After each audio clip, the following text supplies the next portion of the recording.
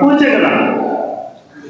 আর কিছু আবার মেহমান আছে, যে মেহমানের স্বাগতের জন্য, তার মহব্বতের, তার ভালোবাসার জন্য আবার করছি কি তাকে আমরা গাড়ি পাঠাচ্ছি। যেমন আমাদের একটা জালসা হয়, একটা মেহমান একজন মৌলানা সাহেব বক্তা মোকাবিল আসবে, তার জন্য আমরা গাড়ির ব্যবস্থা করছি, গাড়িতে ওনাকে নিয়ে আসতে হবে। কোনো ভি মানুষকে পাঠিয়ে দিলাম। তার ছেলে যদি একটা মান্যগণ্য একজন পীর সাহেব আল্লাহওয়ালা ব্যক্তি যখন আসেন, তো তার সম্মানের জন্য ভালো একটা গাড়ির ব্যবস্থা করছি, জায়গার ভালো ব্যবস্থা করছি। আবার জানাশোনা ভালো মানুষ যাওয়ার পরে আমার তাকে স্বাগত দেবে, তাকে সঙ্গে সঙ্গে মহব্বতের ভালোবাসার সঙ্গে নিয়ে আসতে বলে সুবহানাল্লাহ। আল্লাহ তাআলা এই সারা জগৎকে তৈরি করেছেন কিনা ওয়াসিলাই আমার আপনার বিশ্বনবী জনাবে মুহাম্মদ রাসূলুল্লাহ সাল্লাল্লাহু আলাইহি ওয়াসাল্লামের ওয়াসিলাই তৈরি করেছেন বলে সুবহানাল্লাহ। ওনাকে যদি তৈরি না করতো তো না জমিন তৈরি করতো, না আসমান, না পাহাড়, না পর্বত, এক কথায় 18,000 মাখলুকাতের কোনো ওয়াজুদ হতো না, কোনো সৃষ্টি হতো না বলে সুবহানাল্লাহ।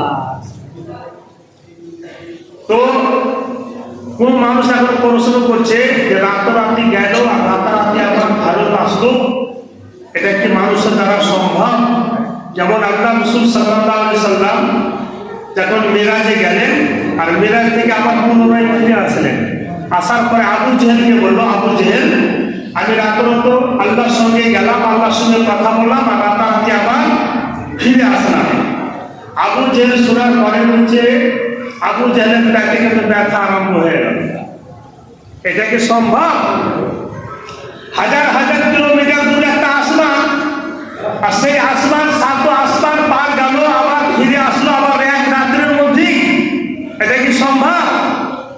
কিন্তু আবু বকর সিদ্দিক রাদিয়াল্লাহু তাআলা আনহু দরবারে যখন গেলেন, তো আবু জেহেল বলছে, আবু বকর তোমাকে কোনো খবর আছে? বলছে কি খবর?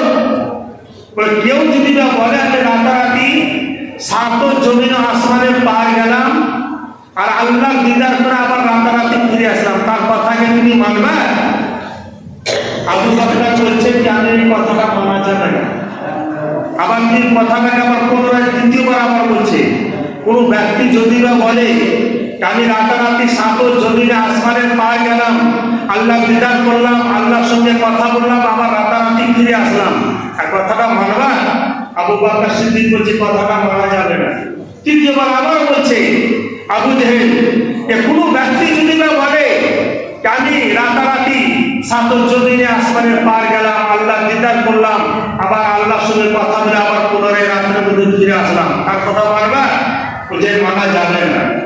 তো বলছে যার সঙ্গে তুমি চলো, যার কথা তুমি মানো, যার কলমা তুমি পড়ো, যার সঙ্গে সঙ্গে তুমি চলো, যে নবী মুস্তাফা, যে আব্দুল মুত্তালিবের পিতা হযরত আব্দুল্লাহ দাদা মুহাম্মদ মুস্তাফা সাল্লাল্লাহু আলাইহি সাল্লাম বলছে আমি রাতারাতি গেলাম আর আবার আল্লাহর সঙ্গে কথা বললাম, আবার রাতারাতি ফিরে আসলাম। তো বলছে আমি মেনে নিলাম বলে সুবহানাল্লাহ।